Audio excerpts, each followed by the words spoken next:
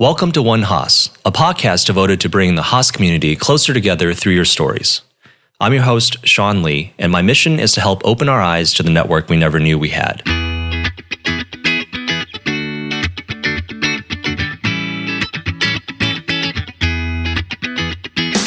Today I'm joined by Maurizio Asperti of the full-time 2019 program. How are you doing? Good, Sean. How are you? Good. Let's start off with, where are you from?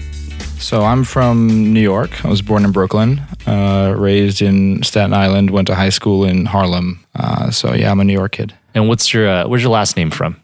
It's from Italy. My parents are from Naples, and my last name is actually from a town called Bergamo, which is in northern Italy. It's about 45 minutes outside of Milan. Let's dig into the good stuff. Where'd you go to school for your undergrad? I went to McGill University in Montreal. And you studied? I started out as a mechanical engineer, and then I switched to economics. I also have minors in French language, in Italian literature, and statistics. I was kind of a mess. Are you fluent in either of those languages? Both. Nice. Okay. And so what brought you to Moody's? Dumb luck. I just landed there. Somebody said, "Hey, I have a friend at Moody's. Why don't you have a chat with him?" And I actually didn't have an internship or job rather lined up for graduation. So I chatted with him. He goes, "Yeah, well, we can bring you on for an internship." So my final summer after graduation, I was doing an internship at Moody's, and I actually still remember it. The day of my graduation, I skipped it because that was the first day of the internship. So tell me a little bit about what you did at Moody's. Yeah, so my very first job was in a product management role, actually. We were in charge of the company's website. It wasn't a finance role at all. And so I learned about agile, about development, software development, web development. We were the interface between kind of the sales guys and the engineers. Mm-hmm. So, typical PM role. And we did a lot of client research. It was fun. It was, as a first job, it was a good kind of introduction to the corporate world and how politics can come into it and things like that. And how did you make the move? Did you make a move into finance at Moody's? Yeah. I was actually very fortunate to be around really good people. When the internship concluded, they asked me to stay on, and I said, in retrospect, this probably was a very risky thing to do, but I did it anyway. I was kind of idealistic. I told them, I would love to do this, but ultimately I want to go over to the rating agency because I'm still reading the Financial Times every day. Yeah. And so kind of my heart is in finance and world events and things like that. So that's what I want to do. And the managing director at the time said to me, "You give us 18 months of kick-ass and we'll help you go wherever you want to go." Huh. So I was really fortunate. That's and I'm still in touch with those guys. Yeah. Sounds like you did give your kick-ass. So yeah. So what'd you do after the PM role? So after the PM role, I got a job on the power and utilities team at Moody's, which is it's a ratings team. So basically, companies come in whenever they want to borrow money or do some corporate action that could affect their credit profile, meaning change their credit metrics, things like funds from operation to debt or debt to equity, things like that, because they have a vested interest in kind of keeping the relationship with the rating agency going. They want to have good ratings so that they have a good investor base, so that capital is open to them when they need it. And that was the role. It was relationship management with the companies. It was a lot of financial analysis and a lot of presentation as well, because ratings are decided in committee at Moody's. Meaning, let's say PG&E wants to come in and they say, "All right, we're going to undertake this big CapEx program. Right. And this is how we're going to fund it. We're going to borrow 60% of the estimated cost in debt. This is how it's going to change our credit metrics. We need a rating on this. We need you to affirm our rating or, react." Right. And what we would do as ratings analysts is we would take their so-called pitch book, kind of their PowerPoint presentation detailing everything. We would run it through our own models. We would sensitize it. We would stress it. We would map it to our own methodology, which spits out a rating. We would put the strengths and weaknesses of the company in kind of what's called a credit memo and present that memo in a committee and say, this is what we think the rating should be. And so we had to persuade other senior people to kind of sign off on the recommendation. And that's how ratings are produced. So were you in utilities the whole time, or did you go? So I did that for 2 years, and then I switched over to what's called project finance. because basically that allowed me to get closer to the assets. So instead of analyzing giant companies like PG&E, I was able to analyze individual power plants. I was able to go visit these things, talk to engineers, see kind of what the decisions are that they faced on a daily basis. And that was just fun. That was a great way to learn kind of in-depth about an industry. And also each asset, so it wasn't just power plants, it was midstream energy like natural gas pipelines, midstream crude oil storage, refined product storage like gasoline. And each of those assets has kind of their own business model. So I would get a lot of exposure to many different sorts of financial models, based on what markets affect these assets, and what their operations are, how in terms of fixed costs versus variable costs, things like that. So it was a very good business kind of overall finance education as well. So I have to ask, because recently watched some of the Netflix documentaries on the late 2000 crisis. The relationship between the investment banks and the credit rating agencies. Did you see The Big Short? That was a good movie. I mean, did you see any? Were you aware of any changes that like these ratings agencies made? Like, did they still provide ratings for investments for investment banks, like these deals? So I started in 2010. The real crash was in 2008. When did Lehman Brothers go back? September 2008, right? Yeah. That was when kind of the shit hit the fan. And a lot of the structured finance group at Moody's, by the time I had gotten there, was let go. I see. Because the business literally collapsed. Well, whatever that means. It dried up. I see. Securitizations, MBS, it totally stopped. There were stories about what it was like before the crisis. So, for example, my boss had been there since before the crisis. And there was definitely a culture change across the organization. Now, it should be noted that, the only ratings that did not perform on part of Moody's were the structured finance ratings on residential mortgage-backed securities. The corporate ratings, for example, those held up. Everything else was fine. So last summer, looks like you did an internship, or was it just last year? It was last year you did an internship. The first half of 2017. This was before you started school? Correct. Walk me through. So you definitely applied to school before that. Yeah. But you applied for an internship at the same time? Yeah, I was very skeptical of MBA programs generally. Why is that? It was kind of confusing to me to see people going into these 2-year programs, drinking a lot, and then coming out with better jobs. That didn't click in my head. I'm a very practical person. It's one of the other reasons I came to Haas, is because I know that can be a weakness.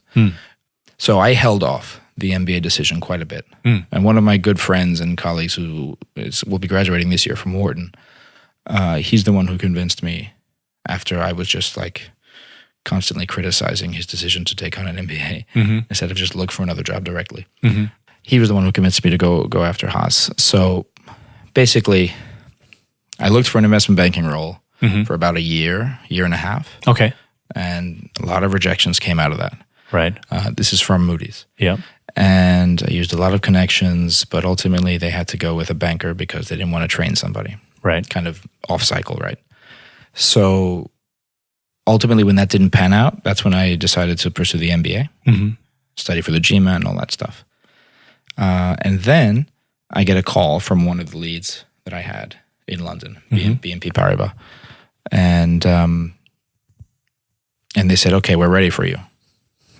And it's like, okay, I just like submitted some of my applications to the MBA program, so I'm probably going to be somewhere in the fall. Yeah. And they said, oh, that's okay. We can call it a pre-MBA internship. We'll make it a temporal. It was my first time in my life temping. Also my first time living in the UK. Actually, tell us a little bit about that, because I'm pretty sure some students are curious about, for incoming students or prospective students, actually, or even for first-year EWs, like me, who can't, go through the OCI process. How did you go about getting an internship with an investment bank when they usually like to go on cycle? How did that process work? Well, I mean, it was a very long one. Like I said, I'd been speaking to different banks many times through connections for about like a year and a half. So you're just sending out resumes and going to coffee chats? I was doing coffee chats. I was applying just, to every position that came up on LinkedIn and on these websites themselves. In fact, that's how I got the BMP role. And these things happen, I presume, because an associate or a new associate or an analyst leaves. Yeah. And so it's out of cycle, and they need someone to fill that seat because they have a deal going. That's exactly right. Okay. So that's definitely a possibility that I think people should look into and consider. Absolutely. When they struggle with... Now, some banks will be different from others in terms of how they approach that situation. Some banks will refuse to just hire anybody to lighten the load. They'd rather work harder than bring in the wrong person. Got it. So, it's rough out there. You don't know what kind of bank you're really interviewing for until you actually show up on day one. So since you had this investment banking pre-internship, what brought you to Haas? So I visited, I think, 7 or 8 MBA programs. Went on campus, talked to students. Haas was the only one where I was able to just walk through the courtyard and talk to strangers, like students who didn't know I was here or coming. Yeah. I literally just introduced myself to multiple people, and they each gave me up to an hour of their time just randomly, talking about. I had lunch with one of them. One of them I'm still very good friends with. I'm in touch with. That sounds like Haas. Yeah, and I didn't get that at any of the other programs. There was one program that I did get that at, actually, and that was the program in Barcelona. But the picture for banking in Europe is still kind of very hazy. And that's kind of one of the reasons. There's a bunch of reasons I left BNP in London, but that's one of them. Basically, Brexit. I see. Threw a wrench into everybody's plans. And that's still to be determined how that shakes out. The recent news is positive, but we'll see. I see. So coming in, you knew you wanted to go into banking. You knew exactly the recruitment schedule, the timeline. Yeah, it's very structured. So you had that all nailed down, so you just went through it. Any hiccups along the way? Yeah, there were hiccups. I actually wasn't targeting San Francisco. 2 months in, I had some family events happen, and I determined that I wanted to be closer to home, which my family is still in New York. Yeah. So I started targeting New York firms, started telling folks out here, look, I think I need to go back to New York. Can you put me in touch with the offices there? And there were a lot more misses there than I had expected. Some of the banks out here just weren't very cooperative in that respect. So, and I don't blame them for that. Right? Yeah. They're looking to fill their positions. Yep. They're looking to maximize the capacity of their office. But on the other hand, there are the banks that operate as one kind of firm. And that was a good sort of differentiator. It was a painful one, but it was good for me to see it firsthand. But did you know any other students that were also kind of going to New York as well, or wanting to go to New York? A couple. But no one was targeting New York specifically the way I was. I mean, what industry sector or group were you targeting? I wasn't targeting a specific group. I said that very directly to the bankers. I said, look, I have a certain amount of experience in a particular sector, and I'm happy to go back into it. Yeah. If you think that's where I'm most valuable. Right. But I'm not wedded to it. So if you would like me to go somewhere else, I can do that as well. For our listeners, where did you end up getting an internship at this summer? Yeah, so I'll be starting at Goldman Sachs in the West Region Advisory Team. Let's talk about your experience at Haas so far. Yeah. Are you really involved with school, or what has been your experience so far at Haas? I'm involved in getting to know the people in my class. That's been kind of my priority, and I've been able to do that. I think Haas really admits an extraordinary caliber of people who have done things in their lives that you look at them and you say, wow. Yeah. And sometimes they look at you and say, wow. But of course, when that happens with me, I'm like, what are you talking about? You need to set your bar higher, pal. So, that's been kind of the richness of Haas. The academics has not been my forte. They call it B school for a reason. But yeah. But let me ask you this, because this is a challenge that I've encountered from my first year here, is really trying to connect with the other cohorts, right? Have you the found... cohorts being, what do you mean by cohort? Because aren't you guys, the full-time program is also broken up into 4 cohorts, right? Axe, OSCE, Blue, and Gold. What cohort are you? Axe. Okay. What's the full-time program like? That's something that I'm completely unaware of, because we are broken up into Blue and Gold are on the weekdays. Yeah. So we literally never see them. I don't even think they see each other, but I they didn't do even have know that. Yeah, Okay. they have more events between themselves because they'll be like, oh, let's go out on Friday night, Saturday night, because they don't have classes, all day Saturday. But Axe and Oski were all day Saturday. So our schedules we're literally on top of each other in terms of classrooms. So we get to know each other a little bit better. Yeah. In terms of full-time program, the cohorts really don't mean much in terms of your ability to interact with each other and schedules. Well, there is some of that. Like the cohorts do have their own events. Blue has a lot of events where they do a whole bunch of very well-organized things. Axe has its own events.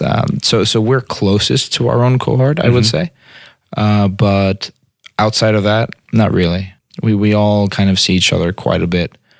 But yeah, the only difference is kind of you know your cohort a little bit more. Yeah. And I imagine you guys, because your program is so accelerated, that you actually move into electives much quicker too, right? Like how long is your core? I'm taking classes? some electives now, and it's my second semester. Yeah, I see. So yeah. So you guys finish core in your first semester. Well, the first semester is entirely core, and then the second semester is half core, half electives. I think. That's when you start mingling with the other cohorts. That's exactly right. Yeah, that's good. So I feel comfortable talking about this. I'm glad. I think you. What I'm about to ask you next is, how do you find the camaraderie amongst your classmates, and what is the lifestyle like for the full-time MBA student? Oh God, is it everything that they say it is? The MBA lifestyle for the full-time student is what you want it to be. Really, that's actually one of the interesting things about it. It's like going to a very large university, but you're not at a large university. So people will notice if you're kind of missing from the scene, if you're MIA. So that's on you to kind of make sure that you're present and that you're getting to know people and they're getting to know you, if that is your interest. For some people, it's not, and more power to them. Right. But yeah, if you want to party really hard, you can do that. Yeah. If you want to just study, you can do that, but your return on investment is probably the lowest in that scenario. I have to be honest. I agree. Because if you just study really hard, then it's like you're focusing on your GPA. Yeah. You should come here to learn hard skills that you came here to learn. Everything else, put some effort into it, but don't kill yourself. Yeah. And the rest should be learning about other people's life experiences. Because there's just things you can't learn in a classroom. Yeah, that makes sense. Because that's good, that's man. my feeling too. This is the ROI. What other point in your life are you going to be able to be surrounded by this many people from this many different industries? Yeah. Who are just open to trying something new? Exactly. I can tell you, I don't think ever. Yeah. And if you are, if that ends up being your environment for the rest of your life, then you found something really special. But what are some other tips that you can give for prospective or incoming students this coming year? It really depends. Again, I'm a practical person, so I apologize for being not so visionary in this answer. It really depends on what your goals are. Okay. Right? If you don't have a particular goal, or if you're one of the kids that, went into investment banking straight out of undergrad or something like that, and then went into private equity 2 years later, and now you've got $500,000 to $1 million in the bank, then you're in a position to just find yourself, to do some growing up. That's cool. I think that's great. But if you're not in that position, or if, mom and dad aren't bankrolling you, you've got skin in the game. Yeah. And so, it's very good to explore, but the less you know what you want to do, the kind of, I don't know, you have to be careful with how you play it. Yeah. Because the thing is, you'll find a job. There's no question about it. I'm looking at the kind of job postings that come out on CareerNet for the full-timers that are graduating. It's just so many companies, Fortune 500, Fortune 100, that are posting so many positions, not just on the West Coast either, but all over the place. Also all over the world. So you'll find a job, but you have to, if you don't know what your goals are at the very beginning, you have to make it a mission to kind of narrow to a focus by a certain time in your first year, right? At least to know, the internship, what it will be. kind of what will you target for the internship. Yeah. And if you're going to, again, because if you're going to do banking and consulting, those start in the first month. Yeah. So it's not like you can decide at the very last second or, in December that you want to do banking and then it'll work out. Yeah. Now, that's not to say that doesn't happen. It's just you're handicapping your odds. Yep. Absolutely. So, my advice is come here to find yourself if you got the money to do it. But if you don't, it's still worth it as long as you know that at some point you have to rationally focus on trying something and determining whether you like it and then deciding on what you're going to pursue. Thank you so much, Maurizio, for being on the podcast today. Thank you, Sean. Thank you for tuning in today. My aim is to bring the Haas community closer together through your stories. We're always looking for Haasies willing to share their stories and experiences so that we can give you more insights into the different programs, different careers, and ultimately different perspectives. We hope you enjoyed today's episode. Please feel free to email me for suggestions on how I can improve this podcast, or if you have any recommendations on people or content you'd like to hear.